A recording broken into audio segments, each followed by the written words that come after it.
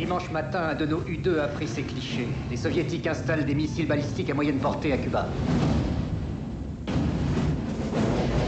Bonjour, messieurs.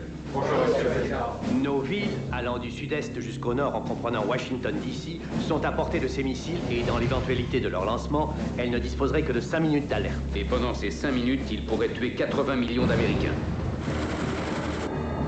Il est clair que nous ne pouvons pas tolérer des missiles nucléaires soviétiques à Cuba. Nous devons les faire sortir de cette île.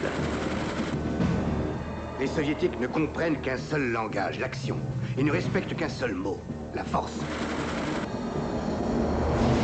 J'ai un mauvais pressentiment sur ce qui est en train de se passer là-dedans. Monsieur, nous devons donner les ordres de pré-invasion à nos forces. Nous n'avons pas le choix. Cela coûtera des vies quoi qu'on fasse. Nous parlons de la possibilité d'une guerre nucléaire. On a de brillants cerveaux, on n'a qu'à les enfermer dans une pièce jusqu'à ce qu'ils trouvent une solution. Un éventail complet de frappes aériennes est la réponse minimum que les chefs d'état-major pourront accepter. Non, non et non. Il ne peut pas y avoir que cette option.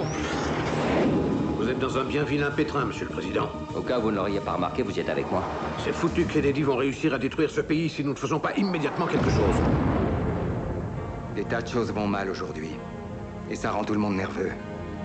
Donc si les choses vont encore plus mal, les gens seront encore plus nerveux. Et ça va être très difficile d'éviter la guerre. 3, 2, 1. Bonsoir, mes chers concitoyens. Je vous dis que c'est un piège. Ils veulent la guerre, Jack. Et ils sont en train de tout arranger pour qu'elle ait lieu. Et qu'est-ce que tu feras? Je serai évacué avec le président. Et pendant que tu seras sous un rocher avec le président, je serai censé faire quoi avec nos 5 enfants?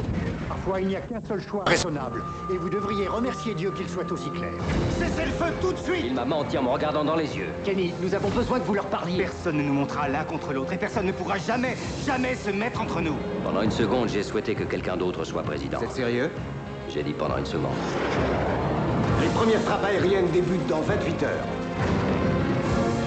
Le monde a les yeux braqués sur nous. Je suis prêt à attendre ma réponse jusqu'à ce que l'enfer gèle. Je suis le commandant en chef des États-Unis et c'est moi qui dis quand nous entrons en guerre.